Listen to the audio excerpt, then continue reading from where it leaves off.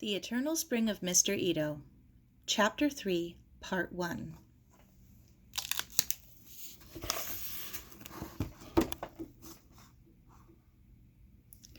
She'd never seen Maggie look so frightened, not even when their ship had been fired on by German submarines on the way across the Atlantic. Maggie and Ernie, her brother, were spunky as the London sparrows they'd grown up with. But now Maggie's face was tear-stained, her brown freckles standing out starkly against her pale skin. Sara grabbed her arm. "Trouble? Where? What's happened to them?" "Oh, Sara, it's awful. Where's your uncle? I've got to tell your uncle." "Tell him what, Maggie? What's happened to them?" "They're on the raider, and it's gone aground at the point." The point. Sara caught her breath.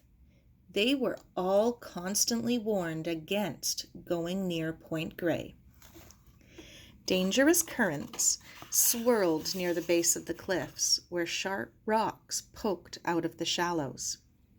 Uncle Duncan knew someone who had been pulled beneath the surface and out to sea in the twinkling of an eye and was never seen again. And the sands were said to suck down anything unwary enough to step on them. Quicksands, they were called, because they gobbled you up so quickly. Mr. Ito was already running up the path. "I tell Major," he shouted over his shoulder. "Where are they? I want to see." Sara ran down the cliff walk. "You go on, Sara. I turned me ankle on the path, and it's swelling something awful. I'll catch up."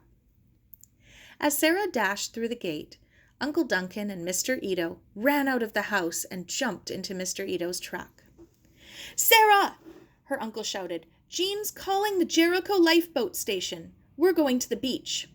The truck roared down the driveway, swerved into the road, and sped down the hill.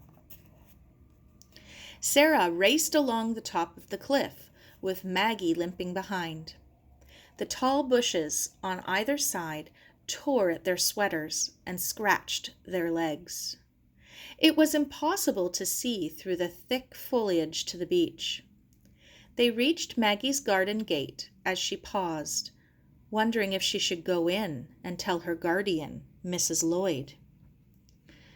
But Sara shook her head. "It'll take too long, Mag, and maybe they're all right. You don't want to worry her for nothing."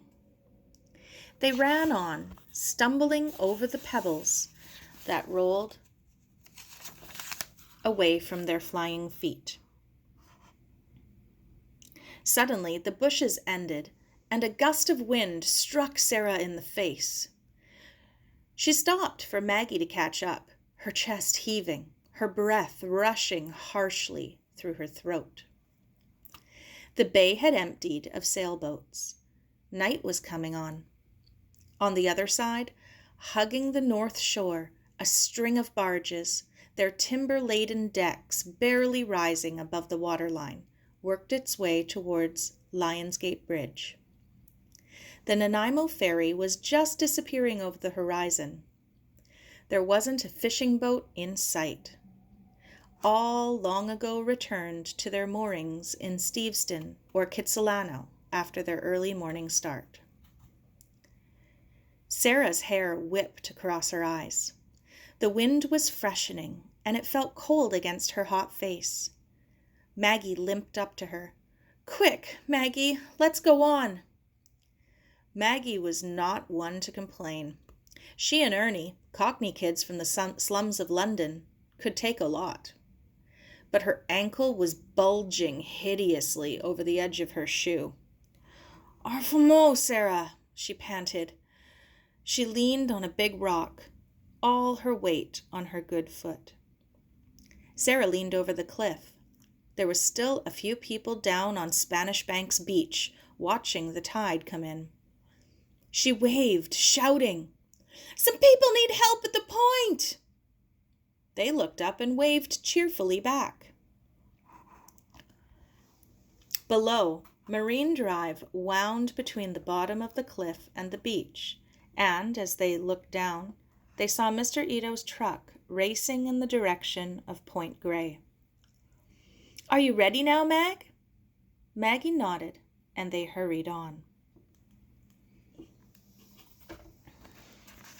The water, which had sparkled so merrily earlier in the day, had now turned black, except for little whitecaps running before the wind.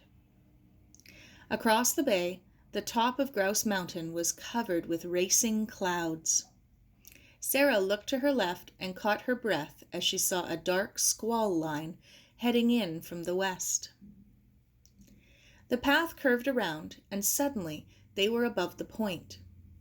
The cliff on their right fell away steeply at its base. The sand was littered with rocks. Sara crouched at the edge of the cliff. Maybe she could somehow slither down. Maggie grabbed her shoulder. "You can't, Sara. The tide's coming in fast, and there's no beach once it's all the way up." Sara stood up slowly. "I know." The raider was caught between two rocks at the edge of the sandbar. Jamie was stretched out over the side to keep the boat's hull away from the rocks, while Ernie was trying to scoop the water out of the bottom of the boat with his hands. How many times had Uncle Duncan told them to keep a bailer in the boat? Ernie couldn't keep up with the water. The waves were breaking over the gunwales, and the boat was filling fast. It wallowed and yawed at the mercy of the rising sea. "They're in real danger," Maggie cried. "That tide's coming in like a train, and if the raider breaks up, the currents will drag them under." Her voice was desperate. "I don't see how anyone can get to them." It was true. They could see Mr. Ito's truck parked back where the road had ended. Uncle Duncan and Mr. Ito were standing helplessly at the base of the cliff, a half-mile of quicksand between them and the raider. "When the tide comes in, they'll be able to swim to the cliff," Sara said. "Not with them currents. And anyway, Ernie can't swim. Neither of us can." "Don't tell him I told you," Maggie whispered. "I know he ought to know at his age. But growing up in the middle of London, he never had a chance to learn. Mrs. Lloyd wanted him to take lessons last summer, but he wouldn't because the class was full of little kids." Well, that was that. Jamie would never leave Ernie behind. So they'd have to stay with the boat, which was now thumping up and down on the hard sand as the waves hit it broadside. It wouldn't be long before it was in pieces. Sara's heart was sinking. "Oh, where's the stupid lifeboat? Why doesn't it come?" She scanned the bay, but the only sign of life was a trawler nosing its way around Lighthouse Point on the opposite side. Heading home from the Horseshoe Bay fishing grounds, it churned doggedly through the water toward Kitsilano. The rain hit, and the wind drove it into the girls' faces. It peppered the gravel at their feet like gunfire. There was no shelter on the cliff top, and in a minute their dresses were soaked through, and their hair was plastered against their heads. Suddenly, Maggie shouted, "That trawler! It's changing direction!" To be continued in part 2.